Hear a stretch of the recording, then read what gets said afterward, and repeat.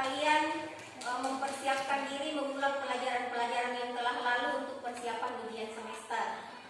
Baik, sebelum kita memulai, saya bisakah ada satu orang yang membaca doa?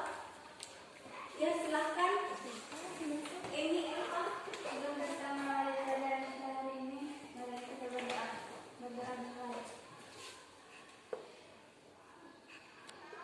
Sudah selesai. Ya, terima kasih Emi. Ada mungkin yang masih mengingat apa yang kita pelajari yang lalu tentang rangkaian? Ya, Sofek, silahkan. Rangkaian terbuka merupakan suatu bentuk rangkaian listrik di mana ada satu komponen yang tidak terhubung. Sedangkan rangkaian tertutup adalah suatu rangkaian listrik di mana semua komponen terhubung. Ya, bagus sekali. Jadi rangkaian terbuka itu kalau ada salah satu komponen tidak terhubung dengan sumber tegangan, dia merupakan rangkaian tertutup kalau semua komponennya terhubung dengan tegangan sehingga terjadi aliran arus. Oke, baiklah. Selain rangkaian terbuka dan rangkaian tertutup, rangkaian seri dan rangkaian paralel, ada yang bisa mengingatkan kita kembali apa itu rangkaian seri dan paralel? Inaya mungkin? Ya? Nah, ada yang masih ingat rangkaian seri? Kalau rangkaian seri berarti komponennya disusun secara berjajar atau bersusun? Berurutan. Oke, bagus sekali. Kalau rangkaian paralel disusun secara bersusun. Baik. Atau dengan kata lain, kalau dia rangkaian paralel ada yang bercabang kabelnya, toh? Oke. Selain rangkaian seri dengan rangkaian paralel, ada lagi hukum Kirchhoff dan hukum Ohm. Ada yang bisa mengulang? Ya, silahkan Mary. Bila arus listrik yang masuk melalui perjalanan dalam satu rangkaian listrik sama dengan jumlah arus yang keluar melalui titik perjalanan tersebut. Sedangkan hukum Ohm merupakan kuat arus dalam suatu rangkaian berbanding lurus dengan tegangan pada ujung-ujung rangkaian dan berbanding terbalik dengan hambatan rangkaian. Secara matematik, hukum Ohm kita dapat menghitungnya dengan rumus F sama dengan I kali R. Iya, bagus sekali. Terima kasih Mary. Jadi ada lagi yang lalu kita juga sudah mempelajari tentang hukum Kirchhoff, di mana arus yang masuk pada satu titik percabangan itu akan sama dengan jumlah arus yang keluar. Kemudian ada hukum Ohm. Kita juga sudah mempelajari hukum Ohm, di mana V sama dengan I dikali R. Nah, hari ini kita akan melanjutkan masih dengan listrik dinamis. Kita akan melanjutkan ke materi berikutnya, yaitu daya dan energi listrik atau energi listrik dan daya.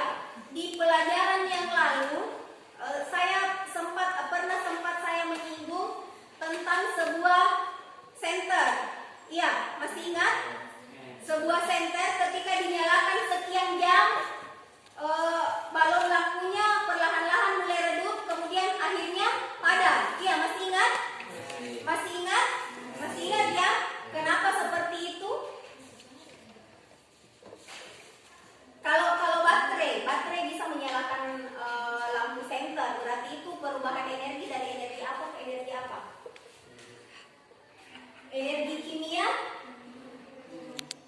Energi kimia berubah menjadi energi listrik dulu, kemudian berubah menjadi energi cahaya. Ya, jadi ketika baterai mampu menyalakan lampu senter tersebut, berarti ada perubahan dari energi kimia menjadi energi listrik menjadi energi cahaya. Ketika baterai tersebut digunakan terus-menerus, maka energi di dalam baterai itu sudah berkurang dan lama-lama akan habis. Makanya setelah digunakan berjam-jam itu lampu senternya, dia lama-lama awalnya redup dulu lampunya, toh? Kemudian lama-lama padam. Nah, nanti kalau padam, yang biasa kita sama dengan jam dinding. Kan kalau lama berputar itu jam dindingnya lama-lama mati, toh? Tidak berputar lagi, harus diganti diganti baterainya, berarti itu energi baterainya sudah habis. Iya. Baiklah. Nah, inilah yang akan kita pelajari hari ini tentang energi dan daya listrik. Adapun tujuan yang ingin dicapai hari ini adalah nanti kalian setelah berdiskusi kita akan tahu apa itu sebenarnya daya. Kemudian kita akan tahu apa itu sebenarnya energi dan apa hubungannya energi listrik dengan daya. Jadi khusus hari ini, khusus energi listrik dan daya listrik yang akan kita pelajari. Nanti kita akan mengetahui apa sebenarnya sih hubungan antara energi dengan daya, apa hubungannya energi dengan tegangan dan arus. Kemudian sebentar kita akan mampu menghitung bagaimana kita menghitung biaya listrik yang digunakan sehari-hari. Setiap bulan kan ada tagihan listrik ke rumah kita, toh? Ada yang membayarnya banyak, ada yang membayarnya sedikit. Iya. Kenapa seperti itu? Kenapa bervariasi pembayaran listriknya? Nanti kita akan pelajari itu.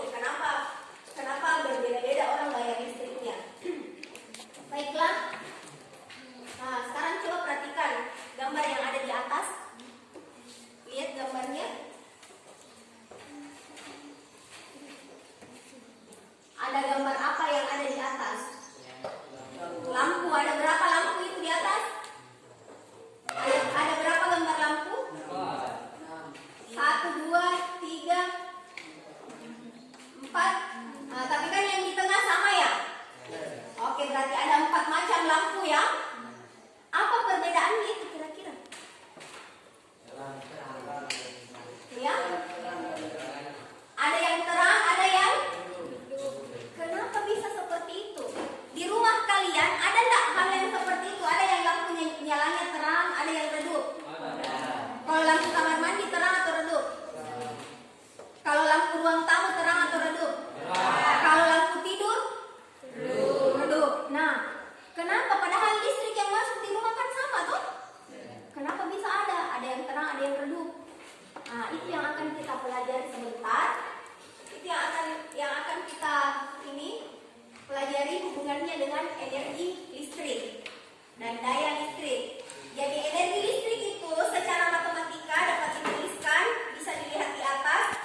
Kemudian bisa juga dilihat dari bahan bacaannya, nanti Ibu akan bagikan. Energi listrik itu sama dengan, kalau ditulis secara matematis itu sama dengan W sama dengan V dikali Q, atau W sama dengan tegangan dikali dengan jumlah muatan, atau bisa juga W sama dengan V kali I kali P, atau bisa juga P dikali T. Baik, untuk lebih jelasnya kita akan berdiskusi apa itu sebenarnya energi listrik, kemudian apa itu daya listrik. Coba perhatikan itu di atas. Boleh bergabung dengan kelompoknya dulu supaya kita bisa berdiskusi.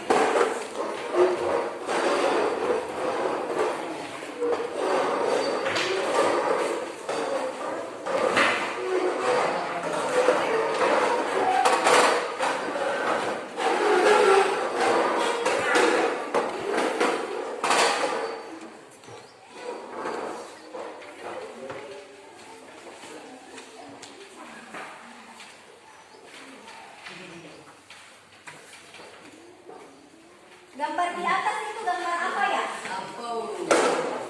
Lampu kah atau tempatnya lampu? Tempatnya lampu loh, box lampu.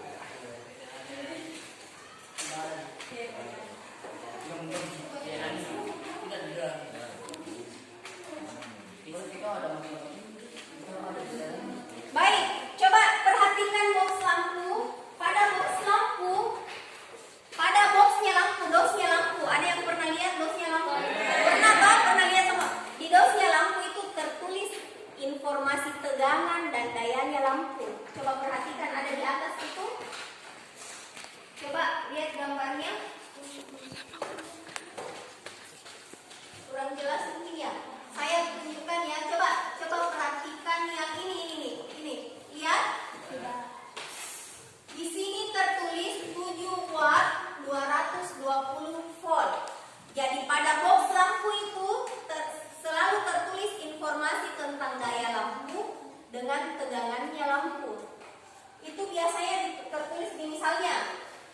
50 watt 220 volt. Jadi itu 50 watt. Nah, ini misalnya di boxnya itu biasanya tertulis 50 watt 220 volt. Ini yang ada W di belakangnya ini atau yang watt, itulah daya. Kemudian yang volt adalah tegangannya. Nah, inilah yang akan kalian cari tahu apa sebenarnya hubungannya daya. Apa hubungannya daya dengan energi listrik? Terus apa hubungannya? Kenapa bisa ada lampu yang menyalanya lebih terang dan menyalanya lebih redup? Paham ya? Paham yang akan dikerjakan? Jadi mencari tahu informasi di box lampu tersebut tentang dayanya berapa, kemudian tegangannya berapa. Tetapi yang umum dipakai di rumah kita, kalau kita di Indonesia itu tegangan yang masuk ke rumah-rumah itu adalah 220 volt.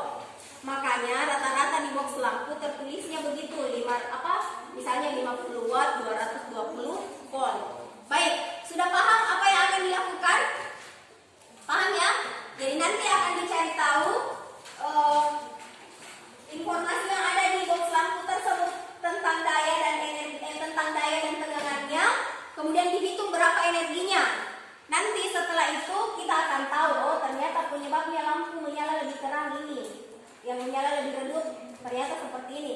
Kemudian nanti Ibu sudah siapkan gambarnya juga.